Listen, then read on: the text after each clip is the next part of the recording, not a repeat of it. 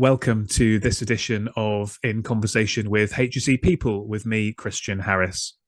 I've got two fantastic guests today, Dee Arp from NEBOSH and Katherine Evans from Tarmac. And we're going to be speaking all about women in health and safety, how we can promote that happening more, how we can be more inclusive, how we can achieve a more diverse workplace, and some of the steps that we as an industry are taking to get to that goal. Including in that is a fantastic initiative which is being co-sponsored by L'Oreal, which is a bursary to get involved in some NEBOSH training. And Dee is going to share some details of that towards the end as well. Hope you enjoy this episode. Do please get involved in this conversation because it's a really, really important one. Give us likes, comments, shares. Do get involved in this and let's push the industry forward to where we need to be. Thanks.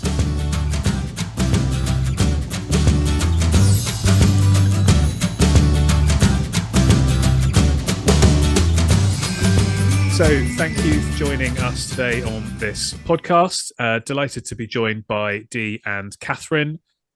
Let's start with some data, which I found quite shocking when I was chatting to Louise Hosking on my own podcast probably 12 or 18 months ago. And I can't remember the exact number that Louise gave me, but she was telling me the proportion of health and safety professionals that are female, and the fact that it has been increasing over time, but it was still very, very low. And Dee and I just had a quick look and we found that it was somewhere under 30%. So with that context, and perhaps Dee, you want to start. I mean, what's it like to be a woman working in this field, given that, and how's that changed over time, and what's been happening in that space? Yeah, it's still quite a shocking statistic, Christian, as you say, still less than 30%. So we've still got work to do to get women into the profession. Yeah, I've been in the profession a long, long time. And as you said, it has improved. When I started way back on my studies and training, I was the only woman in a group of, all guys. And as I've gone through the years and delivered training, it has increased, but still, way underrepresented. And I think that figure of 30% is shocking, but it drops even more when you look at women in health and safety leadership positions. And another statistic, again, from Louise, is the IOSH professional membership, 21% of female members. And again, when you look up to chartered and the fellowship levels, again, that statistic drops. So much more to do. I mean, from my point of view, I've loved my journey in health and safety. And I think it's people like me, like Katherine, like Louise, coming out and standing up as women in health and safety and saying, yes, there are challenges, but there's so much we bring. So it's about, I think, what we need to do to welcome people into this profession is to welcome them in and to show that they add the value. Do you think that there's anything around kind of health and safety used to be sort of perceived as a bit of a second career, didn't it, that people would kind of transition to at the end? Do you think that has maybe contributed to the situation we're in now, and we need to be, putting our best foot forward to say health and safety is a very aspirational career, and therefore it should be attracting everybody from every race, colour, creed, sex, background, etc.? Absolutely. I think it's still the case. I'm sure, as you said, like many people, I came into health and safety by an indirect route. I started in civil engineering, went into road safety, got into occupational health and safety. So yeah, there's some great initiatives out there that is all about putting health and safety out there as a career to attract people into. I think, again, what has changed over the years is the skills that a health and safety professional needs. And I think this has really been embodied by the pandemic and the era post-pandemic, where we've seen some real value come from what is typically the feminine traits of compassion, of empathy, of the listening skills. So we saw some great female leaders really excel during the pandemic when we got this much greater, more accessible platform to deal with mental health and wellbeing, for example. So yeah, definitely some changes that are starting to attract more women, I think, into the profession, but still with those numbers, a lot more to do. Good stuff. And Katherine, you're in a what would be sort of perceived, I guess, as a quite a male-dominated sector. So you've got, I'm sure, a very interesting experience and viewpoint on this. Yeah, it's different, definitely lots of men.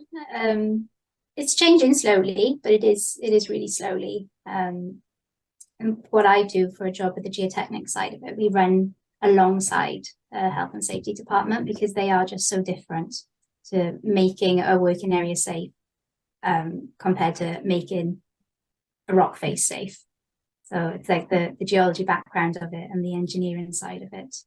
And I'm one of 4 geotechs in Tarmac, the only woman. But when I started doing the MSc in geotechnical engineering a couple of years ago, before COVID, there were a lot of women on the course. I think I was the only woman in the group of my course in geology, but there were a lot of other women. They did tend to go into more the environmental side of it. And I guess that's exactly what you're saying, Dee. It's the different core skills that we develop when we're younger. I mean, we've all got the ability to develop these. It's just what we do when we're younger that helps us build these super strengths. Yeah, definitely. And I mean, my sister-in-law is a scientist. She's in the marine biology sort of area, which I know is different, but certainly in that space, it seems to be 50-50. Whereas your area, perhaps a little bit less so. Any thoughts of why that might be, or is it just, small sample size on your course, and perhaps it's not like that in reality? No, it's definitely lots of men. Yeah, historically it's always been men. I think there's still this thing that you have to be big and burly. I guess not short and girly, and that still, we respect size and power and age. So when you are young and a woman and you're coming into it, it is quite scary. There's a lot of times where you need to just hold the conversation in the room, and that can be quite hard when you've got a group of people who know exactly what they're talking about and they've been doing this for a very long time. And to be that young woman who's just come in, who's pretty much green as grass, there because you want to learn and you're really interested, to actually have the resilience to keep coming back when it can be quite scary, I guess. Like, the toxicity still there. It's not everywhere, for sure. I know that the group that I work with are absolutely fabulous, and we've got a lot of women in the operations team. I've never ever felt that way, and I think perhaps that's why I keep coming back and why I've been able to develop the way I have, because they've shown so much. But you do get pockets where it's different. These places don't tend to be urban. They're all quite rural, and things happen at a different rate, thinking of where I come from in Gower. But yeah, it's still taught as a man's profession. It's still seen as a man's profession. Perhaps we're still pushing women to do, when they're girls, to do something else. And what gave you the bravery? Because I suppose that's the word that comes to mind when you were just talking to me anyway, to kind of deal with those situations. And is it kind of an inner strength, or is it something that you've drawn inspiration from other people from, or kind of how do you g yourself up and kind of get yourself in that right space to deal with situations like that? Because of the course that I did was a lot of men. I was used to being the only woman in a group of men and fighting for your space. And I guess my first job then, when I went off to work offshore, I did a year of that. Then it's all men, and you're just on your Todd. I listen a lot. I listen and I learn. And when I went to work in an underground mine after that, I didn't really speak very much, and they thought that I wasn't really engaged because I didn't speak. But I like listening, and I like to give people the space to talk. And there's your point again, Dee, we'd have different strengths, and my strength is listening and learning. And then when I felt that I was ready to speak, I had an armory to fall back on. And then it's the people around you as well. If they're not cutting you down and they're pushing you forward, giving you the chance to keep going, then you will. And positivity breeds positivity then, and you just don't stop. Yeah, I like that. What was your experience, Dee, in terms of, have you had any situations similar to what Katherine was just explaining there, or, and how have you kind of confronted those? Yeah, I think similar, and great to hear Katherine's journey there. I think very similar to Katherine for me when I was going through my studies, and as I say, I was the only girl on a civil engineering indenture, and running alongside that, I was in a workplace and the only girl in the indenture programme. It actually drove me. So in a very similar way to what Katherine was saying about having your armoury of knowledge and skills, and this is going back some years, I actually felt that I had to do better than the boys to be accepted as the same. So that served me really well. It was pressure in one way, but I was fortunate enough to be the best in the class and got a couple of awards in the indenture programme. So, okay, I guess the reasoning was wrong, that I felt I had to be better to be seen as the same. But again, very similar to Katherine, it served me well because I pushed myself, I got my skills, I got my knowledge, and that has prepared me for my career and my journey ever since then. And I think, people ask me, did I always set out to be, a chief operating officer, to be a director and so on? And I didn't. I just truly wanted to contribute, do a good job that added value, and enjoy what I did. And I think that combination of adding that value, enjoying my role, contributing to a really wonderful profession and having the knowledge and skills to do that, it gave me the resilience that Katherine was talking about. I see. We see we've had an intruder, which has happened to me a couple of times when I've been doing these as well. I remember I was chatting to a guy about insurance at sort of 8:30 one evening, and my how old would he have been then? He would probably been 3 then. 3-year-old came in and started chatting away, and what we did was we just left it in because that was authentic and real, and it was good. It was good fun. So we'll, you don't want any might swear. That'd be authentic and real as well. Keeps dropping the F-bomb and like, oh god, that.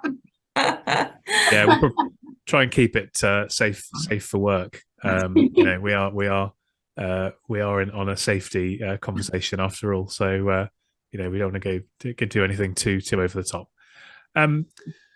So that's kind of setting the scene a little bit, and perhaps it's obvious as to why we need to address this, but I think there's value in explaining why we need to address this and some of the benefits that we can achieve by doing so. What's your opinion on that, Katherine? Diversity of thought, I think. When you see through different people's eyes, then you can actually see more. We'll keep on looking the same way, we're going to carry on doing the same thing that we've always done. So being able to see things a different way and tackle them with a different strength, that could be the difference between not achieving and achieving. The representation, I think that needs to change, so people feel that they can actually be there and they can do it because they can see somebody. I think it's changing slowly, but the issues that we used to have, we don't have now. I mean, the issues that we have now are different because of technology, but then you get the changes in technology, they are through having diversity of thought as well. So that the diversity of thought for me is the thing that's the most important, and the more diverse it can be, then the more inclusive it is, and the more people will be attracted to work in the business, but then open your opportunities to new markets as well outside. Yeah, I think that's a very good point. And I guess there's something else around how the profession has changed overall and broadened as well, in terms of kind of, it's less technical now, isn't it, than it was. It's, and you're taking on environmental, and health is becoming more important, and sustainability. And I mean, there's pros and cons of loading all of these things onto safety professionals and overburdening them with stuff. But actually, if you've got that sort of breadth of responsibility and within the role, then you do need those different skills, don't you? And I suppose that's kind of some of the stuff you're doing in NEBOSH, is trying to help people to achieve that D, I suppose, is it? Yeah, absolutely. And I just absolutely endorse what Katherine said there about, the reason we need to do this is for that diversity and inclusion, and it's about being future fit. So if we've got, health and safety function that is diverse, that function is going to better serve a diverse workforce and make better decisions. So it is absolutely about being future fit and that inclusivity and changing equality into equity as well. So people talk about equality, but it really needs that transference into equity. And I'm sure Katherine's got a lot to say about how we change policies and processes and I just like personal protective equipment. And Katherine's doing great work on that. So yeah, at NEBOSH, we're very much, trying to encourage women to take our qualifications and courses. We showcase many of our learners in case studies, and there's some great ones that we do with women that talk about some of the challenges they've had, but how they've used that resilience, that learning that Katherine spoke about to really push through. And it's by showcasing, I think, people like that really then attracts other people into the profession. So, that's my advice to any woman in health and safety. Stand loud and proud, shout about it, talk about your challenges, but talk about how you build that resilience and how you really add value to this wonderful profession. There's definitely something around standing up and shouting about it as well, isn't there? Because if I looked at the list of guests on my podcast, for example, it wouldn't be 50-50. And that's because I'm not getting as many women, sadly, coming forward and saying, can I please come on they're not sort of taking that proactive approach to kind of, I want to share and I want to do this and I want to do, so I think there's something around encouraging that mindset of being proud and saying what you're doing and pushing yourself out there, like Louise did, for her presidential year. Yeah, absolutely. We'll come back, Katherine, won't we? We'll come back and shout loud and proud. But yeah, Louise is a great advocate, and of course, Louise, co-founder of One Wish with Malcolm Staves from L'Oreal. A wonderful piece of work which is all around supporting and mentoring women and connecting women across the globe to do exactly what you said, Christine. So that is a really good support network. If people are not aware of that, have a look at the One Wish website. It's really clear and accessible, and it provides that network and support. So when there are the challenges, particularly for people that are coming into the profession, and as Katherine said, are a little bit scared, there's that network there to help and support. Yeah, definitely. And we'll talk a bit about the bursary opportunity at the end as well that One Wish are working on. Katherine, do you want to mention some of the stuff you've been doing about PPE? Give us an overview of kind of some of the stuff that you've done to try to effect change in this area. Well, last year I set up a network called Bold as Brass. It was back in July. And the first thing we thought, we were just a tiny little group of women from like South Wales and Cornwall. And we wanted to talk about PPE. We thought maybe we would set up a trial and get some companies to send us some stuff that they were designing or had designed for us to try, because we all had different stories about how bad our PPE was, that you could get women's fit, but women's fit didn't fit. And you couldn't actually do your work in polycotton trousers that didn't stretch and let you get into a Hilux. But it was so well received, and it had so many messages afterwards, like hundreds of messages from people either saying that they agreed that it wasn't good enough, or would that I like to sample their products. I did receive a lot of stuff, which was great then, because you could see what is actually out there and not what's just provided by your supplier, because you get stuck into thinking that this is all there is when you've got a supplier. Yeah, and when you're told you must wear this is what our supplier supplies, and that's it. So to get different brands involved, and then to ask questions of what do you want, rather than telling us what we can have, because that's made such a difference to actually be involved in the product development stage and say, well, you know, your trousers aren't that great because they don't have this and that, but this company has this and that and this and this, and this makes them better than you. Then they'd start to rethink what they've been doing, and perhaps what they've been trialing. Have they even trialed before? Or they just try to wedge it into the hole that's been there, which is something I think has been happening for a long time. But it's definitely changing. I mean, I've tried some absolutely brilliant PPE, and I've had some absolutely naff PPE in my time. So it's been really, really good. Yeah, we call it the PPE revolution. Finding boots, that's been the best, because I don't know if you saw when I put a picture of my boot of boots. These are all the boots that are available that have got metatarsal protection. They're all, some of them not quite there yet because they're being released in a couple of months. Some of them have come from the other side of the world because they wanted to send them to me to see what I thought of them. And then some of them are already on the market. But this is something that we've found really, really difficult, because we've always been told this is the only boot you can have from our supplier, and it's a man's boot. But they said, no, it's a woman's boot because it comes in a size 5.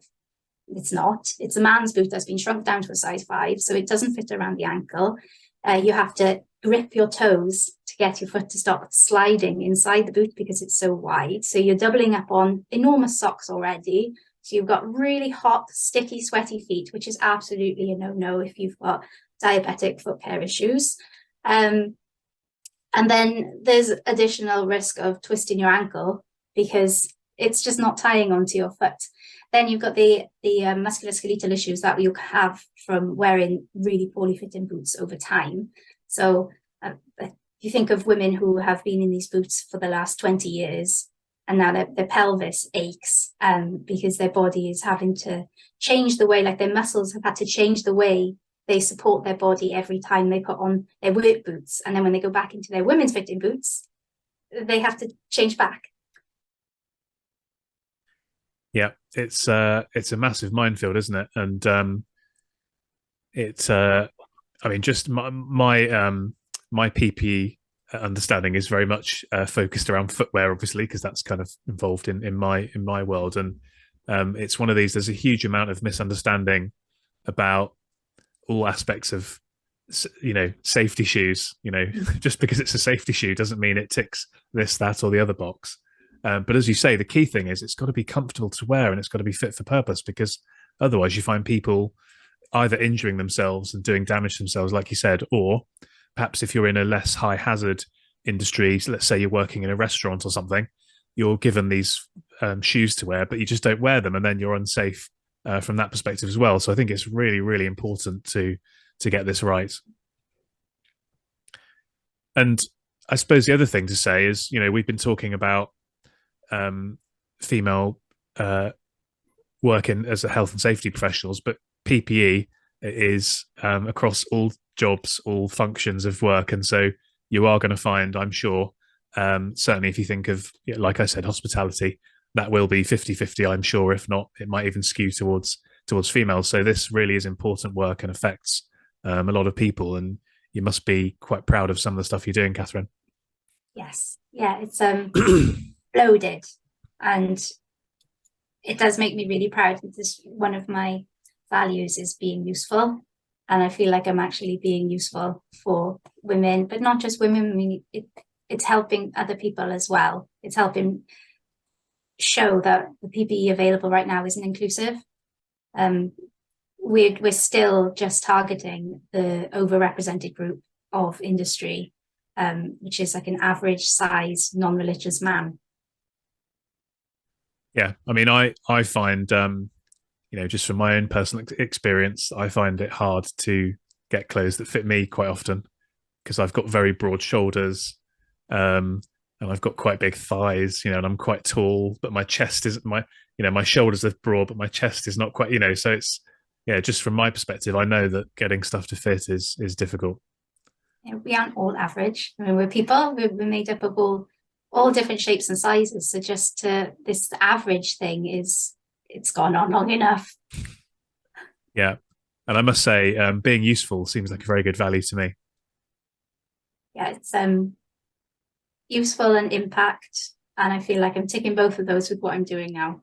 Yeah, perhaps we can all take that on board. Although if everybody starts having useful as a value, it'll lose its power. So perhaps we won't. Don't steal Catherine's values.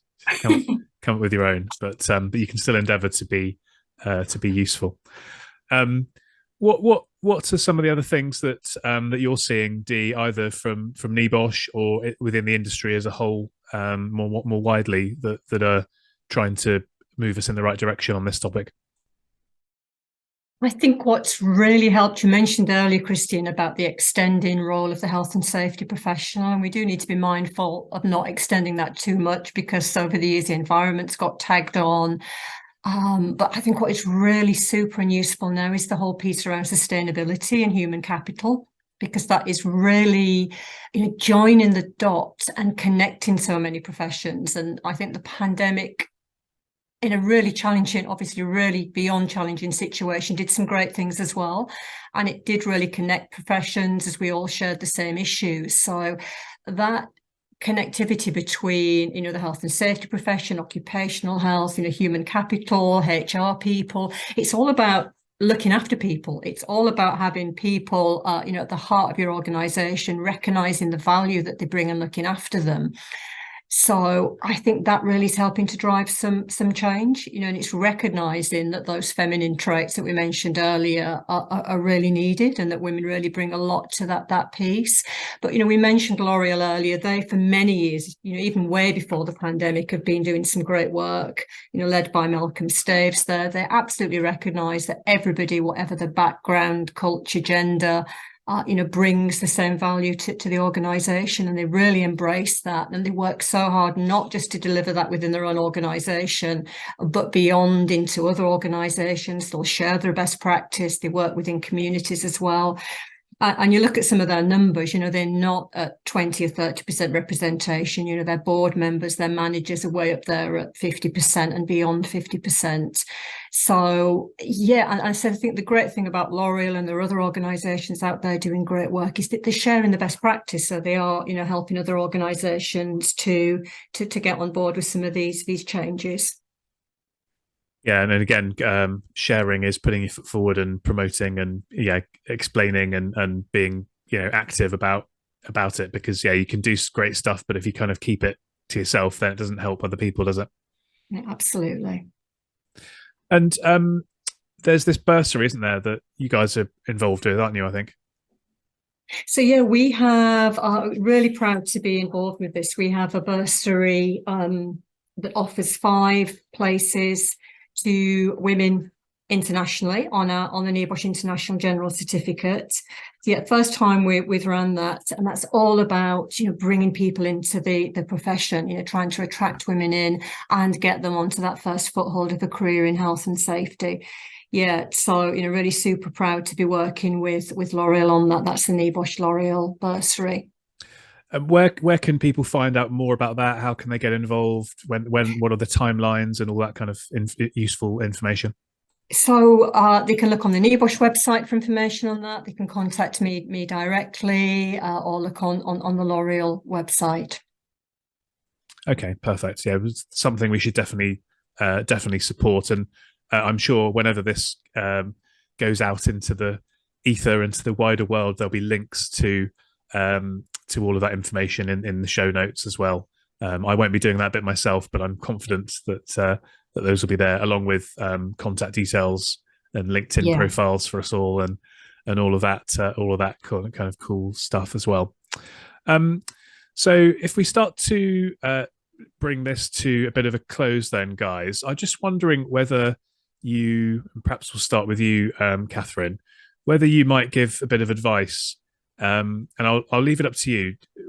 Top 3 things to do, either if you're a woman and you're keen to craft a career in health and safety, what would be your top 3 tips to things to do, or perhaps looking at it from the other perspective, if you're not and you're on the other side of that coin like me, but you want to support this, how would you advise a man to kind of get involved in this and promote this? And yeah, I'll leave you to decide whether you want to give 3 for one and not the other, or mix them and match them, whatever you like? I'm going to mix them. I would say for the first one, for a woman coming into the industry and wanting to work in health and safety, is to build yourself a little group of people who support you and can help you without any judgment. I think that's something that I've done recently, and it's so important. It's given me so much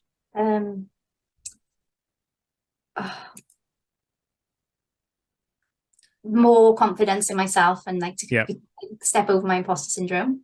And would you say, because I'm a huge fan of like support networks like that, so would you say that would be people who are also in the profession or people that are outside? And have you got any sort of thoughts on the benefits of either of those? Both in and out. Yeah. If you're wanting to actually build technical skills, then internally. But then externally, if you're wanting to build core skills or personal development, definitely having a mentor, having a buddy, somebody like that who you may not be learning from for your job, but there's more to a job than just the technical aspect, the personal development side, and learning about what makes you, what your purpose is, and what makes you get up in the morning, and the things around it. Like we do a lot of disc analysis, and in Tarmac, absolutely love it, and I'm completely bought into it as well. It'll teach you how to get on with other people once you know yourself better. And I think when you come from a grad into that position, or you come from school and you're going into that position, you are still at that point where you've not really fallen into yourself and you're not comfortable in yourself. So learning those things about yourself, I think, is a really important place to start. And if I think about the second thing, would be from an ally point of view, that push. That's a good word. I like that. I should have thought of that word. So thank you. Yeah, push them forward. Ask them for questions, but understand it is difficult to answer them when you're the only voice in the room, and be understanding, and don't think because somebody is listening that they're not engaged. They may be listening because they're learning, or they don't quite feel ready to answer, or perhaps everybody in the room seems like they are an extrovert and they're an introvert. It's just to understand people better and not to be so judgmental. That's a really important part. Love that one. Yeah. Have you got a third one? I guess a better PPE, because we feel better for it. I love that one. Yeah. And we know where to come if we need some advice on PPE, which is a bonus. Yeah, I seem to be a PPE expert. Exactly. How about you, Dee? What would be your top three tips to sort of bring this to a close? I think mine would be a mixture as well. Building on Katherine's about finding that support, the buddy, the mentoring network, be aware, find out about things like One Wish. There's another great group as well, led by Heather Beach, Women in Health and Safety. So again, another network that's all about connecting women in the profession, providing that mentoring and support. So, have a look out there and really connect with people that are either starting the journey and are in the same place as you, but also that really invaluable connection with people that are much further down that road and can give you their experience. I think for other people in organisations, it's about creating, that future fit workforce, that diversity. And whenever you're looking, for example, at your health and wellbeing strategies, make sure you're including, what women need within those. So some of the obvious things like, mother-friendly policies, the flexible working schedules that allows a school run. When you're looking at health and wellbeing, making sure women's health and safety is captured in there. So just taking a look at what policies and processes you have in place and making sure they are embracing women and also, are diverse for other people as well.